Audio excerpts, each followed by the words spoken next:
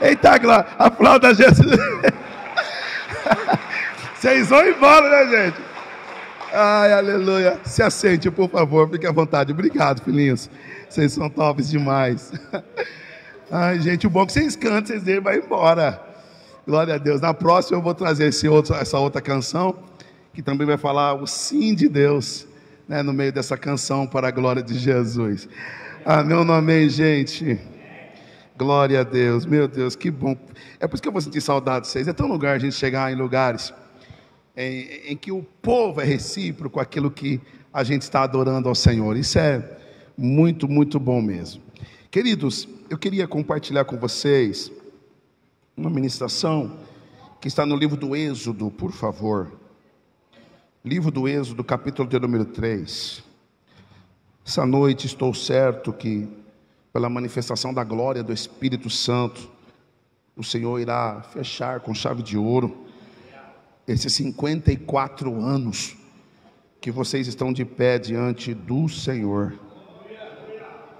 Capítulo 3 do livro do Êxodo. Quem achou, diga amém.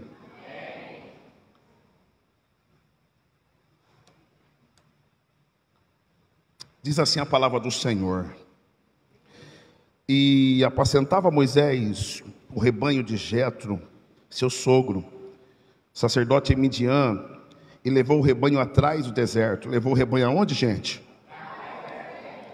E veio ao monte de Deus, a Horebe, e apareceu-lhe ao anjo do Senhor em uma chama de fogo no meio de uma sarça, e olhou, e eis que a sarça ardia no fogo, e a sarça não... E Moisés disse: agora me virarei para lá, e verei esta grande visão, porque a sarça se não queima. E vendo o Senhor que se virara para lá a ver, bradou Deus a ele do meio da sarça, e disse: Moisés, Moisés. E ele disse: eis-me aqui. Ele disse: não te chegues para cá, mas tira as sandálias dos teus pés, porque o lugar em que tu estás é terra. E disse mais o Senhor Deus, e disse mais: eu sou o Deus de teu pai, Deus de Abraão, Deus de Isaque, Deus de Jacó. E Moisés então encobriu o seu rosto, porque temeu olhar para Deus. E disse o Senhor: eu tenho visto atentamente a aflição do meu povo que está no Egito, e tenho ouvido o seu clamor por causa dos seus exatores, porque conheci as suas dores. Portanto, desci para livrá-lo da mão dos egípcios, e para fazê-lo subir daquela terra a uma terra boa e larga, de uma terra que mana leite e... ao lugar do cananeu, do eteu, do amorreu, do ferezeu, do eveu e também do jebuseu. E agora, eis que o clamor dos filhos de Israel chegou a mim, e também tenho visto a opressão com que os egípcios os oprimem. Vem, pois, agora, e eu te enviarei a Faraó, para que tires o meu povo,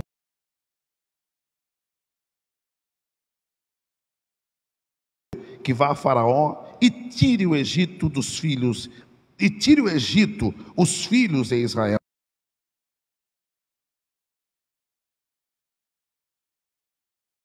de que eu te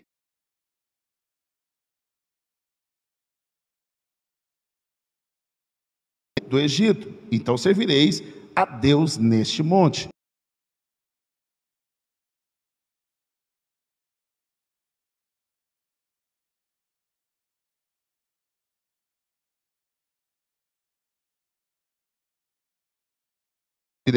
E disse Deus a Moisés: eu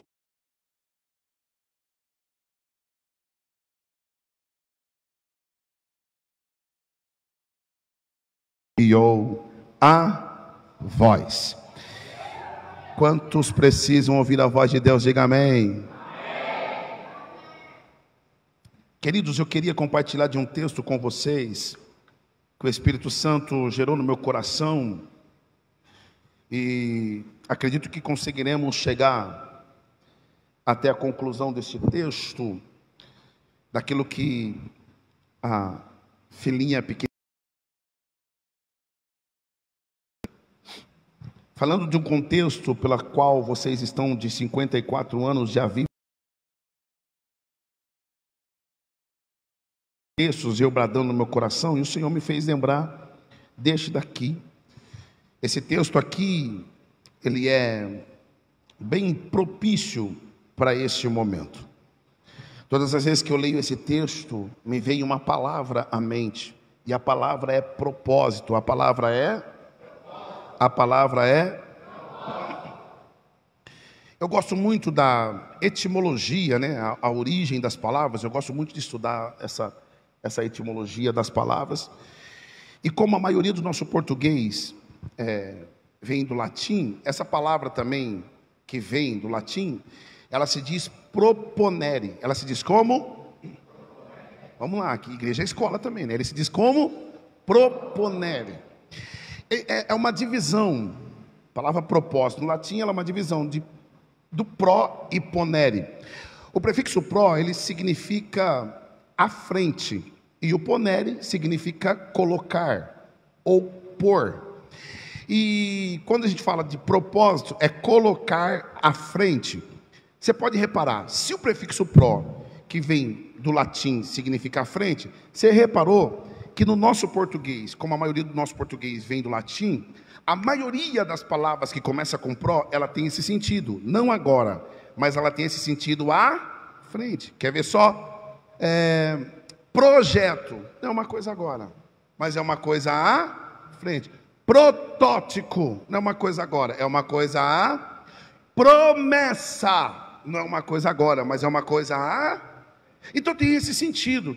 E aí a gente vai analisando esse contexto, e o ponere significa colocar. Dentro de um sentido real, eu fiquei pensando, e o Senhor me deu uma colocação muito definida para a gente poder entender isso aqui. Então a palavra propósito, no seu sentido real, ela significa aquilo que está à frente, ou seja, aquilo que vai ocupar o meu futuro. Vamos lá?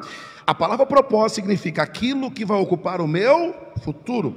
Então, logo, uma pessoa que tem propósito é uma pessoa que sabe o que vai ocupar o seu. Olha, que parabéns, tirou 10. Agora, uma pessoa que não tem propósito é uma pessoa que não sabe o que vai ocupar o seu. De verdade, é por isso que o nosso Deus, Ele é um Deus de propósitos. Porque Ele ocupa o passado, Ele ocupa o presente, também Ele ocupa o futuro. Aí alguém pode estar aqui dizendo assim: pastor, tá bom, o senhor está falando de propósito, mas eu talvez não saiba qual que é o meu propósito de vida. De verdade, a pergunta que não quer calar: você sabe o que vai ocupar o teu futuro? É uma pergunta bastante redundante, mas dá para a gente poder aplicar isso aqui. Pastor, como descobrir o meu propósito? Quem quer saber, diga amém. Amém. Primeiro, para mim descobrir o meu propósito, eu preciso me envolver com ele. Primeira coisa para eu descobrir meu propósito, preciso ter um envolvimento. Ninguém descobre o seu propósito na inércia.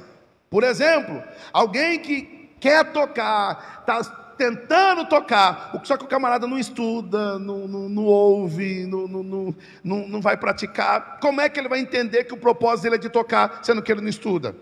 Pastor, vamos falar de uma coisa secular. O meu propósito é poder ser médico, é ser advogado. Mas se na escola o camarada já não gosta de estudar, ele vai conseguir ser médico, ele vai conseguir ser advogado? Não. Por quê? Porque para mim descobrir o meu propósito, eu preciso justamente me envolver com ele. Então, quando eu olho essa palavra propósito, isso vem no meu coração, porque esse texto aqui vem falar que justamente Moisés, pela qual é usado por Deus para trazer a libertação para o povo da escravidão do Egito, Moisés ele veio com um propósito. Moisés ele veio com um. Vamos lá, vamos descobrir o propósito de Moisés? No capítulo 2, por favor, filhinha, versículo de número 1, por gentileza. Nós vamos descobrir o propósito de Moisés, como é que começou esse propósito da vida de Moisés e por que isso aqui ocupou o futuro dele. Vamos lá? Capítulo 2, versículo 1, diz assim: um homem da tribo de Levi casou-se com uma mulher da mesma tribo. Ou seja, aqui, pode deixar lá mesmo, filhinha, obrigado. Um homem da tribo de Levi casou-se também com uma mulher da tribo de Levi. Aqui está falando do pai e da mãe de Moisés. Vamos lá, está falando do pai de quem? Qual o nome do pai de Moisés?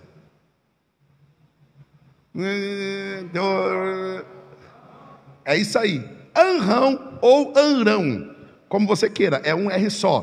como você queira pronunciar. Você quer ver agora? Qual o nome da mãe de Moisés? Joquebede. Todo mundo sabe por causa do corinho, né? Joquebede. O texto está dizendo aqui que tanto Arão ou Anrão, como você querer pronunciar, tanto Arão quanto Joquebede, eles iam da tribo de Levi, da tribo de Levi. Agora vamos lá, quem foi Levi? Levi, ele foi o terceiro filho de Jacó com Leia ou Lia, como você também queira pronunciar. Agora vamos lá, só para a gente relembrar e chegar aqui já no texto. Você sabe muito bem que quando Jacó, ele trabalhou para casar, ele não queria casar com Leia, ele queria casar com quem? Com Raquel. Ele foi enganado pelo seu sogro e teve que casar com Leia. Você sabe que quando ele casou com Leia, Leia percebeu que não tinha o amor do seu marido. Primeiro filho nasceu, segundo filho nasceu. Quando chegou no terceiro filho e ainda não tinha o amor do seu marido, o que ela fez? Ela colocou o nome desse menino de Levi, porque Levi significa unir-se-á. Você sabe muito bem que no Antigo Testamento os nomes eles eram proféticos. E quando ela colocou nesse terceiro filho o nome de Levi, ela estava querendo dizer o quê? Essa criança vai me unir ao meu marido. Esse foi o propósito dela. É por isso que Deus gostou tanto que quem vem da tribo de Levi só tem uma responsabilidade: de unir a noiva ao noivo. Vamos lá, acabou uns glória agora aí, né? Mas vamos lá? Vai apertar um pouquinho para quem é levita aqui, né? Não falei com levita hoje, então vai apertar um bocadinho, tá bom? Porque de verdade tem muita gente dizendo assim: eu sou levita, eu sou levita, eu sou levita. Mas se aquilo que você faz como levita não une a noiva ao noivo, você é qualquer coisa, menos levita. Porque levita, ele tem uma responsabilidade: de unir a igreja a Deus, a noiva ao noivo. É por isso que quem vinha da tribo de Levi, era essa a responsabilidade, só essa. Então o que eu falo aqui? Não adianta, eu não canto para mim, eu não prego para mim, eu não vivo para mim. Tem um propósito: eu estou pregando aqui para unir vocês àquele que é todo poderoso. Esse é o meu propósito. E Moisés agora ele vem debaixo desse propósito, porque quando Moisés nasce, tanto o pai quanto a mãe de Moisés vem da onde? Da linhagem de Levi. Então ele nasce com o propósito de unir o povo que estava afastado de Deus, de unir o povo a Deus. Olha que propósito lindo. Moisés chega, e quando Moisés chega, você já sabe a história. Eu não ia falar, mas eu vou falar. Versículo 2, Silinha, põe para mim. Eu ia pular isso aqui, pastor. Quanto ao tempo? Cadê? Vamos lá. Vamos correr aqui, vamos lá. E ela engravida e deu à luz a um filho, a Joquebede, e vendo que era bonito, ela o escondeu por 3 meses. Mas eu queria ficar depois do ponto. Pode deixar lá, filhinha. E vendo que ele era bonito, e vendo que ele era o que, gente? Vamos lá, tem medo de falar não, só os bonitos falam agora. E vendo que ele era o que, gente? Ah, agora você fala, né? Agora vamos lá, olha para cá, isso aqui vai bugar um pouquinho. Quem escreveu o livro do Êxodo? Moisés. Vamos lá? Quem escreveu o livro do Êxodo? Então quando ele foi escrever, ele estava falando de quem aqui? Dele? Oh, gente. Moisés escreveu o livro do Êxodo. Então quando ele foi escrever, chegou a minha parte, a minha vez, meu nascimento. E o menino nasceu, e vendo que ele era bonito, aleluia, a mãe o escondeu por 3 meses. Agora repare aqui, pastor, isso aqui é porque Moisés ele foi pretensioso? Não. Isso aqui foi porque Moisés se achava? Não. Moisés aprendeu uma lição que nós vamos aprender hoje para o resto da nossa vida. Sabe o que Moisés aprendeu? Ele não deixou que outras pessoas escrevessem a história, que a caneta da mão estava na mão dele. Posso melhorar isso aqui? Moisés entendeu: eu não tenho como deixar outra pessoa escrever a história que é minha. Deixa eu falar, a caneta da história da tua vida está na tua mão, não está na mão do caluniador e nem do fofoqueiro. Posso melhorar isso aqui? Imagine se Moisés deixa Faraó escrever dele. O que Faraó ia escrever? Menino feio, xarope, não presta. Só que ele falou: a minha história não está na mão do meu inimigo, A caneta da minha história está na minha mão. Então, se está na minha mão, eu vou caprichar. E o menino era bonito. Agora olhe para cá, que de verdade, vamos afundar um pouquinho o prego aqui.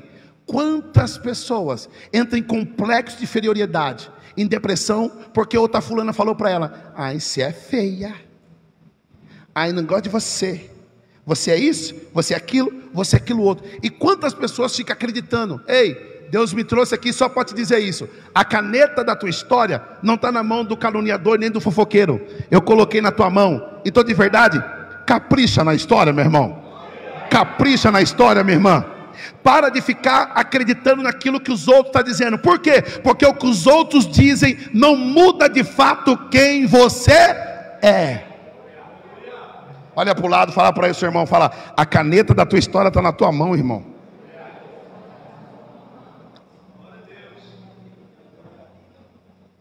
Uma vez eu estava trabalhando lá no consórcio, trabalhava com consórcio lá em São Paulo. E quando eu comecei a trabalhar, uma moça olhou para mim e falou: nossa, todo exibido. E eu sempre já falava assim: nossa, negão exibido.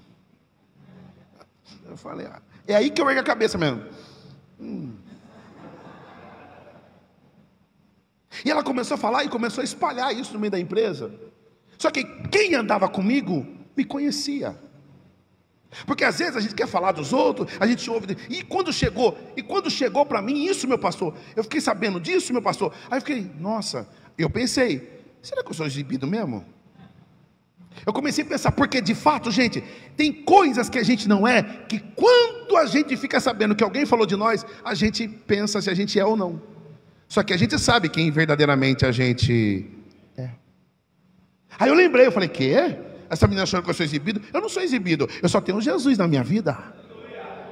Eu não sou exibido, eu só tenho a caneta da história que está na minha mão. E se está na minha mão, o que eu vou fazer? Eu vou escrever: e o menino é feio? Vou nada. Ô negrão bonito.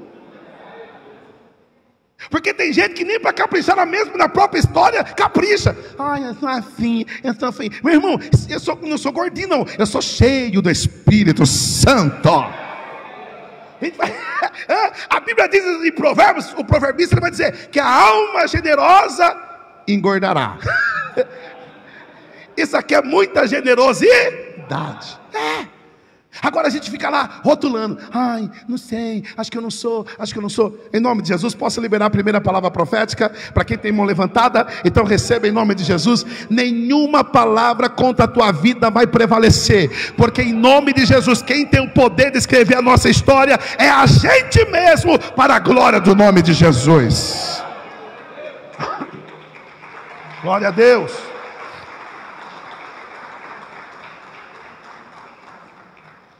Então capricha. Moisés escreveu a própria história, e o menino era bonito. Depois ele cresceu e vai. A Bíblia vai dizer que em um dado momento, quando Moisés cresce, o propósito começou a arrebatar dentro do coração dele. E o propósito é livrar os hebreus da garra dos egípcios. Esse era o propósito. E quando Moisés está crescendo, criado tanto no palácio, conhece a sua família hebreia, ele está crescendo. Certo dia, a Bíblia diz que ele vê um egípcio maltratando um hebreu. Ele vê um egípcio maltratando ele não aguenta. O propósito gritou dentro dele. Ele foi fazer o quê? Ele foi lá e matou aquele egípcio. Só que o texto diz que quando ele matou, ele não só errou, ele errou ao quadrado. Porque além de matar, ele escondeu o corpo debaixo da areia. Agora olhe para cá. Quem já foi no Rio Grande do Norte andar daqueles bug sabe aqueles buguinhos lá na areia? Quem já foi lá? Tem uma pergunta que eles fazem: é com emoção ou sem emoção? Você ouviu isso aí? Com emoção você desce com tudo naquelas dunas, naquela areia. E uma vez eu não fui ainda, e eu perguntei aí, porque depois você me dá a dica aí dessa agência de viagem para mim ir também. Porque eu perguntei para um amigo nosso que ele foi, e ele falou que ele pediu para o cara do bug para falar assim: você deixa eu dirigir nessas dunas? Aí o cara falou para ele: não dá para você dirigir nessas dunas. Por quê? Porque de vez em quando vem um vento muito forte que bate aqui nessas dunas e esconde umas pedras. E hora ou outra aparecem umas pedras. Nós já conhecemos onde estão as pedras aqui, mas como vocês não conhecem, vai que vocês passam em cima de alguma pedra, então não dá para dirigir. Então agora aqui eu aprendi, porque Moisés, ele esconde o corpo debaixo da areia, pensando que nunca ninguém ia achar. Só que todas as vezes que eu erro e escondo debaixo da areia, Deus sempre manda um vento e revela o que está escondido. E daria para pregar essa mensagem ontem também, essa aqui do vento, né? Que o vento sopra e revela o que está escondido. Moisés então escondeu debaixo da areia, o vento soprou e revelou o corpo escondido. Quando descobriu, já era. Ele teve que fugir. Ele teve que... De verdade, irmão, eu preciso parar aqui um pouquinho. Eu sei que vai acabar o glória, mas se não tiver glória, diga... Vocês aprenderam, aleluia. Porque de verdade, gente, nós não podemos errar. E se errar, arrependa-se e dá a volta por cima. Não fique escondendo nada, de verdade, em nome de Jesus. A palavra de Deus nos garante que tudo que nós escondemos, uma hora vem à tona. Se a gente esconder debaixo da areia, não adianta. Todo pecado oculto, ele fica debaixo da areia. Só que quando o vento soprar, vai revelar. Então que em nome de Jesus, de verdade, eu vou falar uma frase aqui que é uma verdade: não vai para o inferno quem peca, vai para o inferno quem não se arrepende. Que o nosso coração seja um coração arrependido diante do Senhor.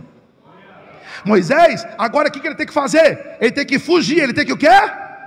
O texto diz que ele fugiu para a terra de Midian. A terra de...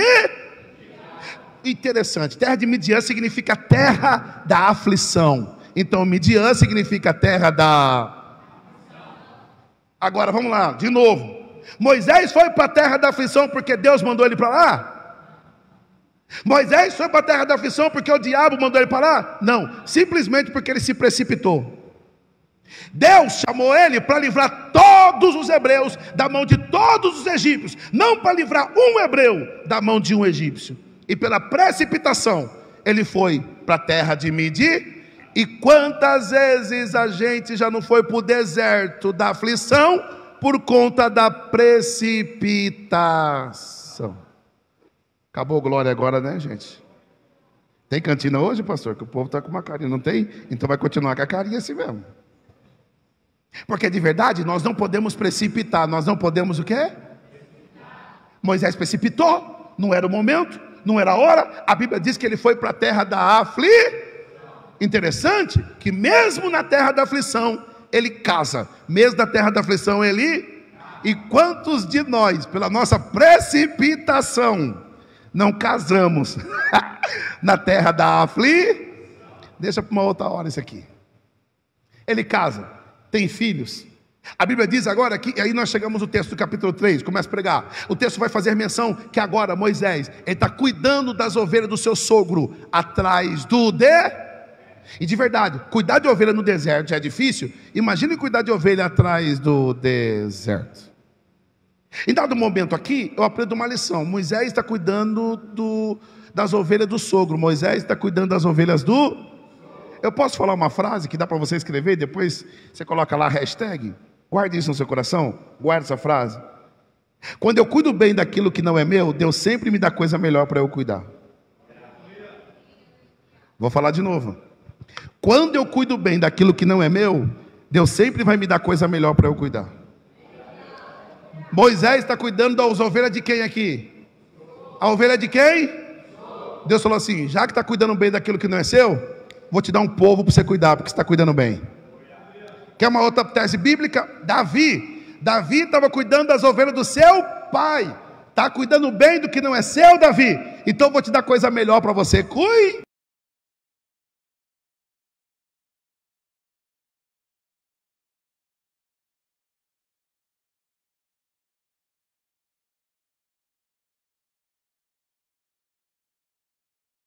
Aquilo que ele colocou na tua mão, você cuida direito. Eita! E quando não tiver glória, diga... Eu falei para o pastor Ronaldo que não ia ter BZ assim hoje, mas não tem jeito não.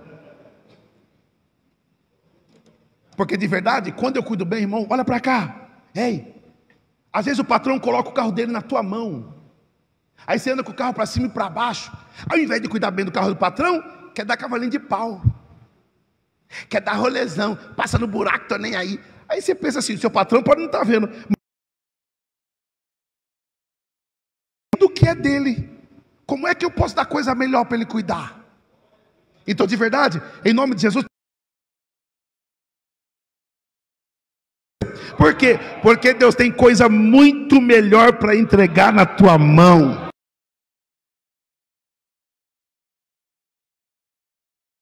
Teu sogro atrás do deserto. E vamos lá, certo dia Moisés está cuidando das ovelhas do sogro, e de repente a Bíblia vai fazer menção que ele agora começa a enxergar. Ele começa o quê?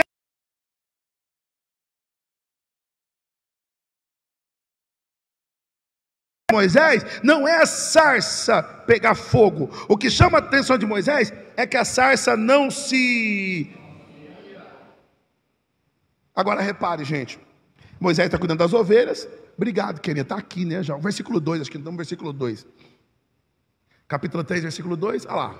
Moisés viu o anjo do Senhor e apareceu numa chama que saiu do meio de uma sarça, e Moisés viu ele que, embora não tivesse, e viu, e não era consumida pelo fogo. Então olha a cena, gente, eu gosto de pregar assim, amém ou não amém? Vocês aguentam ver eu andando para lá e para cá? Então vamos lá. Moisés está cuidando das ovelhas, está aqui. Só que de repente ele passa e ele vê uma sarça. Vamos fazer de conta que isso aqui é uma sarça pegando fogo. E vai que quando eu prego pega fogo mesmo, aí você vai ver a glória de Deus. Moisés está cuidando das ovelhas. Aí quando ele passa, ele pega fogo. Ele pega fogo no Oriente Médio, irmão, gente, de verdade, é comum. Hoje nós estamos percebendo isso, que se tiver uma palha seca, o sol muito escaldante pega fogo. Naquele tempo, por sol ser muito forte, era a mesma coisa. Então a sarça pegar fogo era uma coisa comum. Só que o que chama a atenção de Moisés é que Moisés está passando, quando ele volta, a sarça ainda está pegando. Ele continua cuidando das ovelhas, e quando ele volta, a sarça ainda está pegando. Aí ele olha e percebe que as folhas continuam lá. Ele percebe que a sarça não vira cinza. Ele percebe que o fogo pega, mas aquela sarça não é consumida. Ele continua cuidando das ovelhas, e quando ele volta, está pegando. Ou seja, posso já aplicando isso aqui? Posso. Ou seja, ele vem no congresso de domingo, de 54 anos, mas na segunda-feira no trabalho ele continua pegando. Na terça-feira ele vai trabalhar, ele está no serviço, mas quando ele volta ainda está pegando. De manhã, quando alguém briga com ele, ele continua pegando. Pode sentar a lenha nele, falar mal dele, chicotear ele, mas ele continua pegando. Por quê? Porque quem tem Deus na sua vida nunca se apaga. O que chama a atenção aqui é justamente sarça, porque quem tem anjo, quem tem a presença de Deus na sua vida, meu irmão, ele não apaga. Ele está aceso no congresso, ele está aceso em casa, ele está aceso no trabalho, ele está aceso na rua, ele está aceso em tudo quanto é lugar. Eu estou pregando para um povo que está recebendo avivamento e que não vai se apagar. Tem alguém aqui para dar um sinal para ele aqui? Aleluia. De verdade, irmão, vamos lá, eu prego uma palavra com muita verdade no meu coração. É difícil manter a chama acesa, sim ou não? Principalmente quando falam mal da gente, e nós temos dificuldade de lidar com isso. Só que Deus está dizendo para alguém aqui: não perca a minha presença em meio a esses desertos da vida. De verdade, alguém vai olhar para você amanhã lá no teu trabalho e falar: rapaz, mulher, você está diferente. O que aconteceu? Você ganhou na loteria. Que fala: que loteria o quê? É que eu tenho uma chama dentro de mim. É que eu tenho um fogo dentro de mim. Eu tenho uma chama que arde, que incendeia dentro de mim, que ninguém vai apagar. Eu posso liberar a segunda palavra profética para quem tem suas mãos levantadas, mas não levanta uma, não levanta duas mãos. Eu venho profetizar aqui para esse povo em nome de Jesus, que Deus está reacendendo uma chama aí dentro, e quem era batizado com o Espírito Santo vai voltar a falar em línguas estranhas. Quem ainda não é batizado vai ser batizado com o Espírito Santo, porque Deus é fogo consumidor.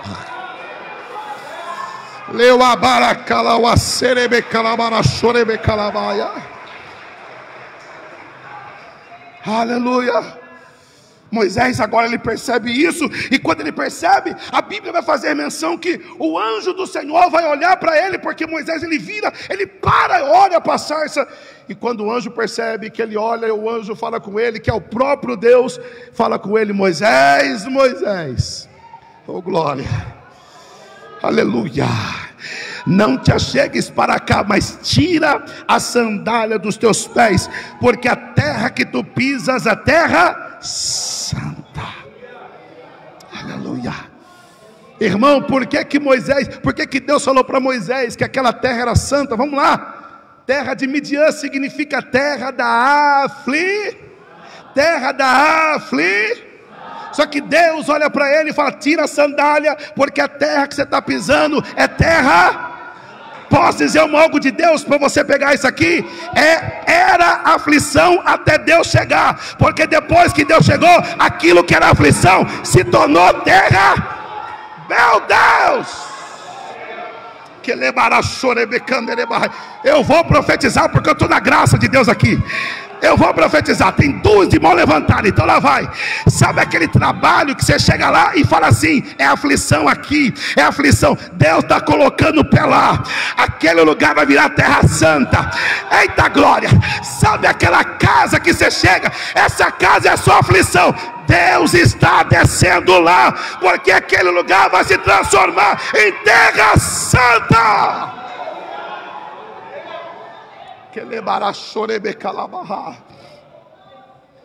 Era aflição antes de Deus descer. Depois que Deus desceu, transformou em terra. Você pode pegar na mão desse irmão, dar uma chacoalhadinha nele e falar para ele: Deus está descendo na terra das aflições. E quando ele pisa o pé, a terra fica santa, irmão. Aleluia. Aleluia. Deus fala agora com Moisés: não te chegue para cá, porque a terra que tu pisa é terra santa. Agora vamos lá. Deus manda ele tirar a sandália. Deus manda ele tirar o que, gente? Deus manda ele tirar o que, gente? Me permita, pastor, posso descer? Deus manda ele tirar a sandália. Eu fiquei me perguntando aqui, pastor Lourdes, por que Deus manda tirar a sandália? Eu lembrei de um texto, pastor Ronaldo, de Lucas 15. Lucas 15 vai dizer, a Bíblia vai dizer o seguinte: que quando o filho pródigo ele volta para casa, uma das coisas que o pai devolveu para ele foi o quê? Foi deu anel novo, veste nova e sandália nova. Porque andar descalço significa que é ser escravo, servo. E quando o pai devolveu as sandálias, o que o pai estava dizendo para o filho? Aí fora ser escravo, mas aqui dentro ser senhor. Então toma a sandália de volta. Agora, por que Deus manda Moisés tirar a sandália? Deus está dizendo assim: Moisés, aí fora é você que manda, mas diante da minha presença, você é servo.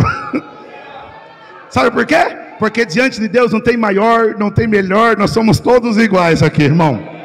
Aqui não tem o mais bonito, o mais feio, aqui todo mundo é igual. Aqui não tem aquela, prega muito, canta muito, não. Aqui tem verdadeiros adoradores que adoram o Pai em espírito e em verdade. Então vamos lá, tem alguém para tirar a sandália aqui e fazer um barulho de glória ao nome dEle? Aleluia. Tira a sandália dos teus pés, porque a terra que tu pisa é terra santa. Por que tirar a sandália? Posso dar mais uma aplicação da sandália? Tirar a sandália, irmão. Sandália era aquilo que impedia justamente o contato de Moisés pisar no solo. Existem aqui 3 solos. Primeiro, a sola do pé, a sola da sandália e o solo da terra.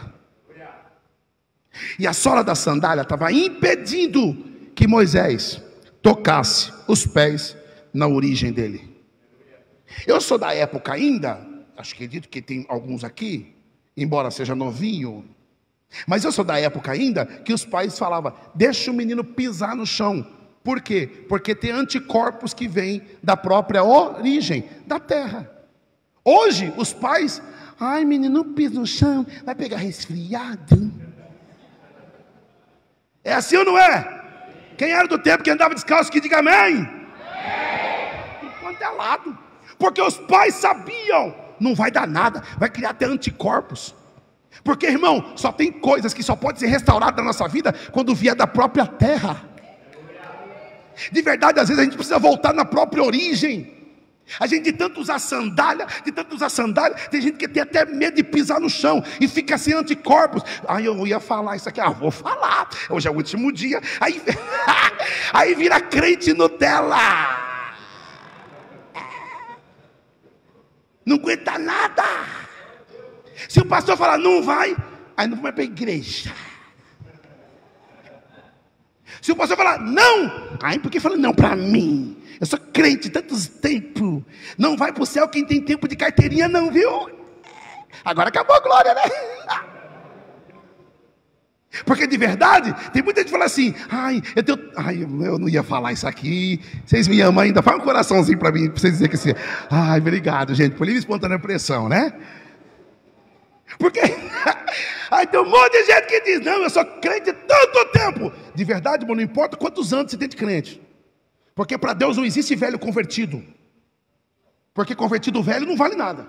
O que importa é todo dia ser novo convertido. A gente tem que se converter todo dia, irmão.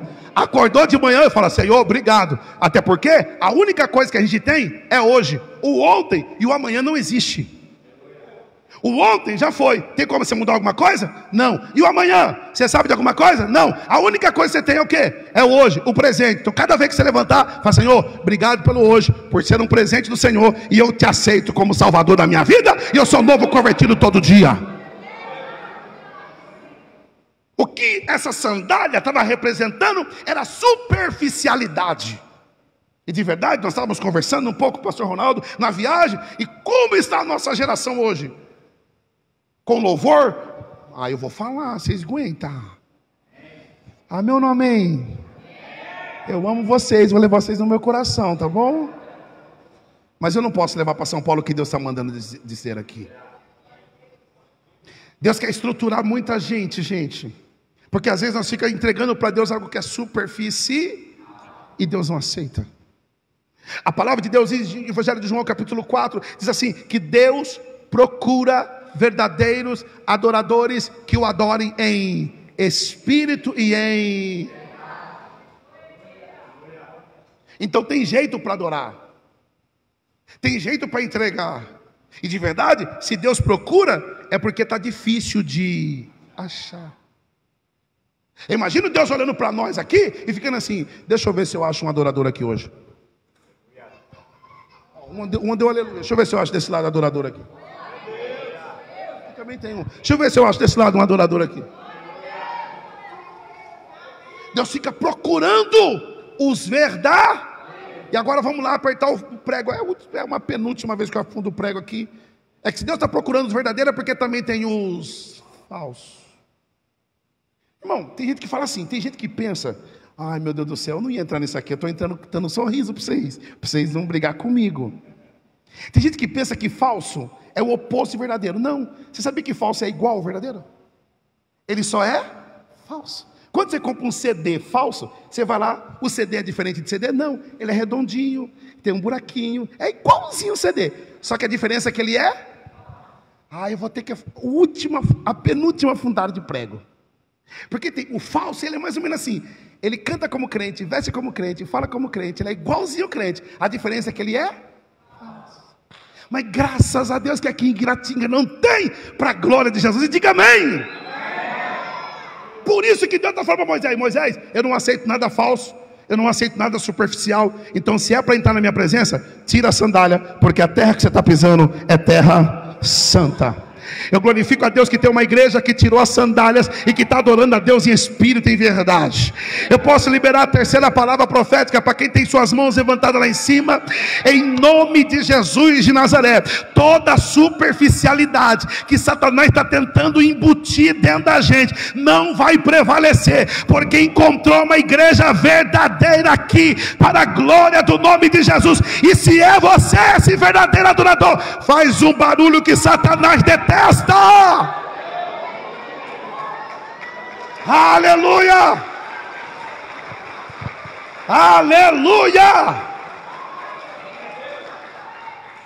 Tira a sandália dos seus pés, porque a terra que tu pisa é terra santa. Moisés tirou a sandália. Deus começa a falar com ele: Moisés, o meu propósito vai começar na tua vida agora.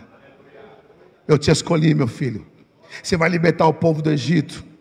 Você vai libertar da escravidão, do Egito, o meu povo de Israel. Você vai lá, é você que vai. Filhinha, passa para mim até achar, eu esqueci o versículo. Acho que é o 6, o 7. Vê o 6 para mim. Quando Deus está falando com Moisés, Deus fala para eles assim: eu conheço, eu sou o Deus do teu pai, Deus de Abraão, Deus de Isaac e Deus de Jacó. Ai meu Deus do céu, eu lembrei disso aqui, posso falar para vocês? Eu vou lendo o texto, eu vou lembrando, posso falar? Deus falou aqui, Deus de Abraão, Deus de Isaac e Deus. Só que por que Deus não falou Deus de Abraão, Deus de Isaac e Deus de Israel? O nome de Jacó que já tinha mudado. Jacó não era mais Jacó, Jacó era Israel. Por que Deus está falando para Moisés e chamando falando de Jacó? Sabe o que Deus está dando? Porque Moisés tinha acabado de assassinar um cara. Já tinha feito um tempo, ficou 40 anos, passou 40 anos, mas ele tinha assassinado um rapaz, achando que não seria usado mais por Deus. Aí Deus está falando assim: Moisés, eu ainda sou o Deus de Abraão, Deus de Isaac e Deus de Jacó. Sabe quem foi Jacó? Aquele cara que usurpou. Se eu sou o Deus de Jacó que errou, eu também sou o teu Deus que assassinou. Entre linhas, Deus está falando para Jacó, Deus está falando para Moisés: Moisés, não se preocupe, porque eu sou um Deus que conserta todas as coisas. Versículo 7, por favor, filhinha. Aí ele vai falar: de fato eu tenho visto a opressão. Diga comigo: tenho visto. Depois assim, tenho escutado. E depois eu conheci. Aqui é conheci, a outra versão diz: eu sei quanto eles estão sofrendo. Então Deus viu, Deus ouviu e Deus conheceu as aflições do povo. Agora olhe para cá. Você acha que Deus não está de olho em você, aquilo que você enfrentou? Você acha que Deus não ouviu o teu clamor? Só aqui já daria uma mensagem. De verdade, Ele até conheceu. E esse conhecer aqui é porque Deus desceu no meio do povo e Deus sabia o que estava acontecendo lá. Eu sei o que está acontecendo. Próximo. Mas Deus fala para ele, o versículo 8. De fato, o versículo 8: eu desci e vou livrar ele das mãos dos egípcios. Versículo 9. O texto vai fazer menção agora que o clamor do povo do Egito chegou para mim. 10. O texto diz: vá, pois, agora, e eu envio você a Faraó, para tirar do Egito o meu povo. 11. Quando agora Moisés, porém, respondeu: Senhor, mas quem sou eu para ir livrar o povo? Moisés perguntou: quem sou eu? Moisés perguntou o que, gente? De verdade, todos nós já passamos pela síndrome de Moisés. O que Deus está falando para Moisés aqui é: Moisés, a partir de agora, você vai livrar o meu povo. Eu vou ser com você, você vai livrar o meu povo. Aí Moisés olhou para a capacidade dele, gago, não sabia falar direito. Mas Deus, quem sou eu? E quantas vezes Deus falou para você assim: eu vou te levar para os 4 cantos. Primeira pergunta que a gente faz: mas eu? Quem sou eu? Eu vou te levantar como uma grande liderança. Eu? Quem sou eu? Você vai ser um grande pastor dessa cidade.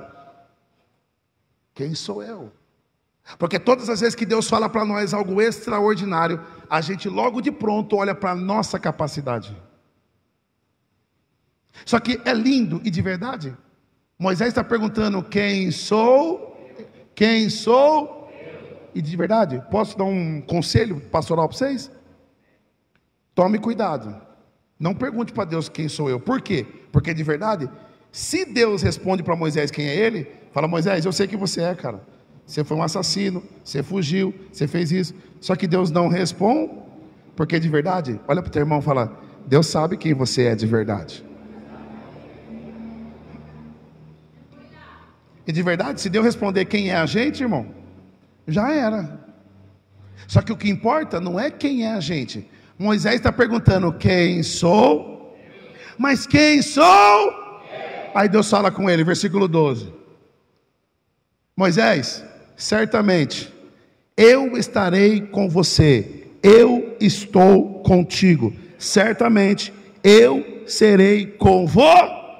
Agora repara, Moisés está perguntando: mas Deus, quem sou eu para que vá livrar o povo? E Deus fala para ele: Moisés, eu serei contigo. Aí ele perguntando: mas Deus, quem sou? E Deus dizendo para ele: Moisés, eu serei com... De verdade, porque não importa quem a gente é, o que importa é a presença que vai com a gente. Eu posso dizer algo aqui para alguém que está olhando para a sua capacidade e está dizendo assim: pela minha capacidade eu não chego em lugar nenhum. Aí Deus usa a minha vida para dizer: não é quem você é e nem o poder da tua capacidade, é que a minha presença vai adiante de você. E se eu for adiante de você, você vai chegar onde tem que chegar. Irmão, de verdade, eu estava comentando com o pastor Ronaldo aqui, com os pastores ali no nosso almoço de reserva que eu fiz hoje, para a glória de Deus. Nós estávamos comentando e o jeito que Deus nos deu a nossa igreja lá em Itu. Nós compramos um terreno de quase R$1 milhão. E quando a mulher me fez a proposta, queria vender para mim, ela queria 100 mil de entrada. Ela veio me oferecer quase da pandemia, e eu falei para ela: 100 mil não tenho não. Ela falou: mas como que o senhor quer comprar o terreno? Eu falei: eu quero comprar com fé. Ela falou: então sua fé vai ter que ser grande. Eu falei: pois é.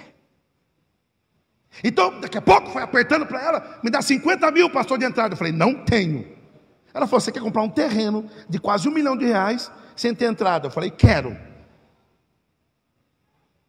Por quê? Porque eu sabia quem ia na frente era o Deus Todo-Poder. Ela falou, apertou mais para ela. Ela falou: pastor, pelo amor de Deus, me dá R$30 mil e eu vendo o terreno para o senhor. Eu falei: não tenho. Aí ela perguntou: quanto você tem? Eu falei: essa é a pergunta que eu queria ouvir. Eu falei: eu te dou R$15 mil de entrada. Ela deu risada. Você está louco, né? Eu falei: não, eu estou com fé. R$15 mil para comprar um terreno. Eu falei: filha, a situação está bem, e é isso que a gente tem. E de verdade, pela fé também. Porque aí ela falou: foi o seguinte, conversou com o esposo, Deus fez a obra, falou: foi o seguinte, o senhor me dá R$20 mil daqui 3 dias, e depois a cada 6 meses o senhor paga a parcela para mim de R$50 mil. Eu falei: fechou, estou dentro. Agora você falou minha língua. Quando eu saí de lá, o irmão que foi comigo, Betinho, que inclusive agora está lá na Angola, ele saiu do carro e falou: pastor do céu, o senhor tem esses 20 mil daqui 3 dias? Eu liguei para o tesoureiro: ô presbítero, ô pastor Val, tem 20 mil aí para nós dar na entrada? Ele falou: não, pastor, tem 2.900. Eu falei: já é o suficiente, 10% já é o suficiente. Irmão, cheguei em Tu, fiz uma ligação, falei: Senhor, agora é a tua vez, vai adiante de nós. Fiz algumas ligações para alguns irmãos, falei: gente, foi bem na frente do terreno, compramos o terreno, esse terreno aqui é nosso. Eu falei ainda: sabe o que é mais lindo, gente? Já temos dinheiro. O povo falou: glória a Deus. Aí eu falei para o povo: pergunte onde está. O povo perguntou: onde está, pastor? Eu falei: está no seu bolso. Está no bolso dos 6, só falta nós pagar isso aqui agora. 3 dias, levantou R$20 mil, irmão. Compramos o terreno para a glória de Jesus. Foi capacidade? Não. É porque eu sabia quem estava na minha frente. Passou 6 meses, deu pandemia, tudo, a igreja fechou. No meio da pandemia, comprei um ônibus para a igreja, irmão, R$30 mil.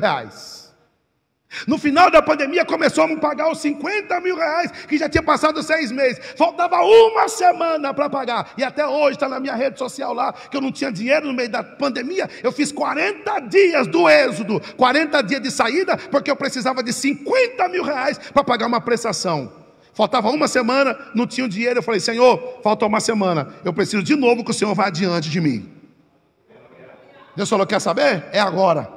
Faltando 4 dias para fazer o pagamento, o irmão chegou na igreja, falou: pastor, quero congregar aqui nessa igreja. Gostei dessa igreja. Eu falei: eu também gostei de vocês. Porque pastor tem gostado de todo mundo mesmo. Gostei de vocês também. Começou a congregar com a gente, me chamou para a casa dele, fiz uma visita. Quando eu estava no meio da visita, ele falou: pastor, como é que é o projeto da igreja? Eu falei: nós compramos aí, está dando tudo certo, Deus está honrando. E eu conto assim mesmo, com fé. Mas está pagando, pastor? Vamos pagar agora, daqui 3, 4 dias. Quanto tem que pagar? Eu falei: tem que dar 50 mil de entrada só, Deus vai preparar. Mas tem alguma coisa, pastor? Eu falei: coisa que eu falei para ele: está chegando agora, quer saber demais, né? Mas eu falei: filho, de verdade? De verdade não tenho. Vou abrir o coração para você que está chegando. Não temos, mas rapaz, de verdade, Deus proverá. Ele falou: pastor, sabe o que eu estou perguntando? Porque eu e minha esposa conversamos, nós queremos entrar nesse projeto. Passa o Pix da igreja, que eu estou mandando R$40 mil para a igreja agora. Deus, quando vai adiante, Ele faz o milagre acontecer. Era aqui que Deus estava falando para Moisés: eis que eu vou adiante de vocês. E não se preocupe, porque quando Deus vai adiante, as coisas acontecem. Sabe aquele louvor? Deus vai na frente, abrindo caminho, quebrando as correntes, tirando os espinhos, ordena os anjos para contigo lutar. Ele abre as portas para ninguém mais fechar, e Ele trabalha para quem nele confia, e caminha contigo de noite ou de dia. Então erga a tua mão, tua bênção chegou. Comece a glorificar o nome do Senhor.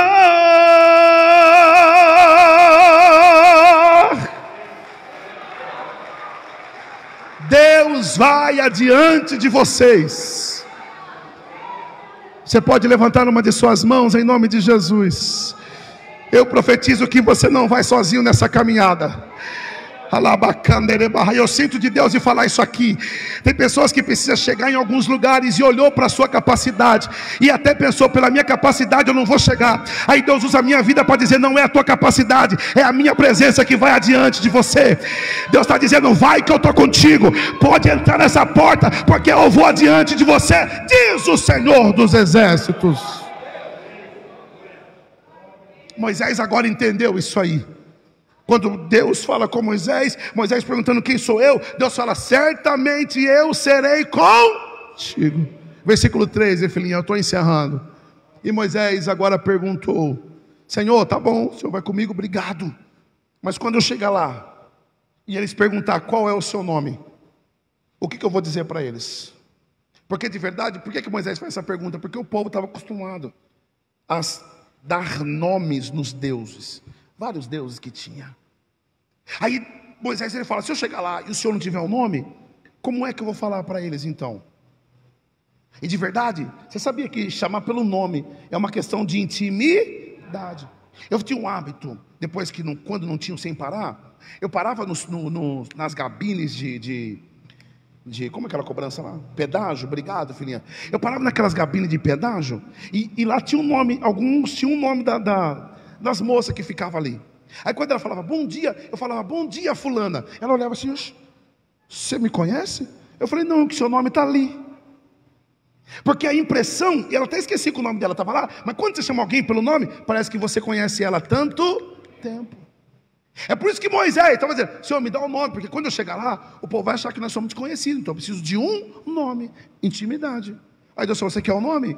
Eu vou dar. Fala para eles que o eu sou o que sou te enviou a eles. Quando Moisés ouve isso, isso é o suficiente. Por que Deus se apresenta como eu sou? Porque Deus está dizendo para ele, Moisés, eu sou tudo que vocês precisar que eu seja. Eu sou tudo que vocês precisam. Aí eu lembrei de algo aqui, posso falar para terminar? Porque tem uma diferença entre aquilo que eu preciso e entre aquilo que eu quero. Você sabia que tem coisa que eu quero, mas eu não preciso, e coisa que eu preciso, mas eu não quero? Deixa eu ver um exemplo. Um exemplo bobo aqui.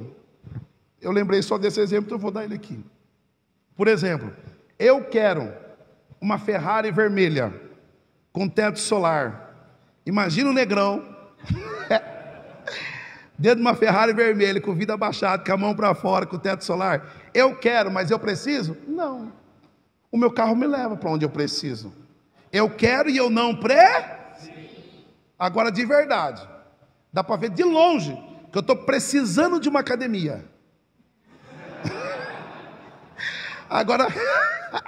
Agora pergunta se eu quero. Então tem coisa que eu quero, mas eu não preciso. E tem coisa que eu preciso, mas eu não. Deus não está dizendo para eles, eu sou o que vocês querem. Deus está dizendo, eu sou o que vocês precisam. O que Deus se apresenta para eles é justamente para suprir as necessidades. Quando Deus se apresenta, eu sou o que sou, Deus está dizendo para Moisés entre linhas, fala para o povo que eu sou aquele que se apresenta a eles, mas ninguém me conhece totalmente no primeiro encontro, só vai me conhecer se andar comigo. Vou falar de novo. Você sabia que ninguém conhece a Deus no primeiro encontro, só conhece a Ele quem anda com. É isso que Ele está dizendo para o povo aqui.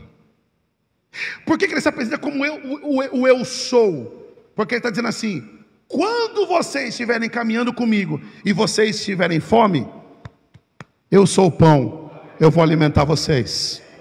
Quando vocês continuar a caminhada e vocês tiverem sede, eu sou a água.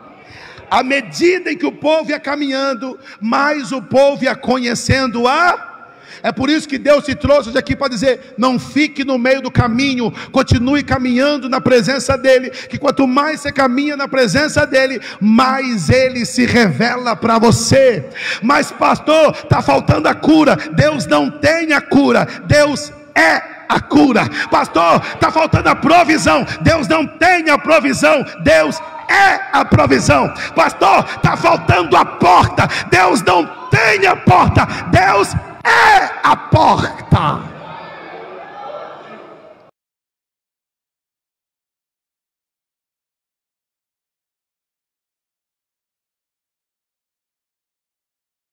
Irmão, para Deus se revelar para você,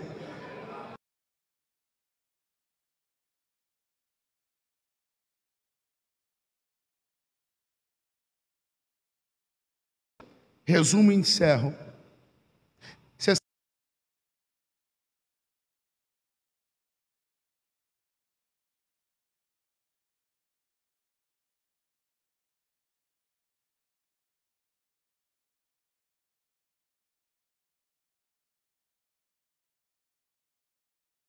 O povo sai, Deus já tinha um destino para o povo, de levar eles à terra prometida. Deus falou ali, é uma terra em que mana leite e... Esse texto que Deus colocaram no meu coração foi para cumprir o propósito na vida de Moisés. E sabe o que Deus estava dizendo para a gente nesses 3 dias? É que todos os propósitos pelas quais o Senhor estabeleceu nessa igreja, eles vão se cumprir para a glória do nome de Jesus. Guarda essa frase: Deus não é homem para que minta, e é um texto bíblico. Aquilo que Ele prometeu, Ele vai cumprir. Ele é fiel para isso. O Senhor me trouxe de Itu para pregar essas 3 mensagens. Ontem nós falamos dos ventos contrários, e que nem todo vento é prova. Tem vento que Deus manda para ressuscitar, para abrir porta, para quebrar coração duro, para nos direcionar e nos estabilizar, ressuscitar. Pela manhã nós comentamos aqui que Deus tem vinho novo para a gente, e isso é só o começo. E essa noite Deus está dizendo assim: eu estou estabelecendo todos os meus propósitos na tua vida, e eles serão definidos.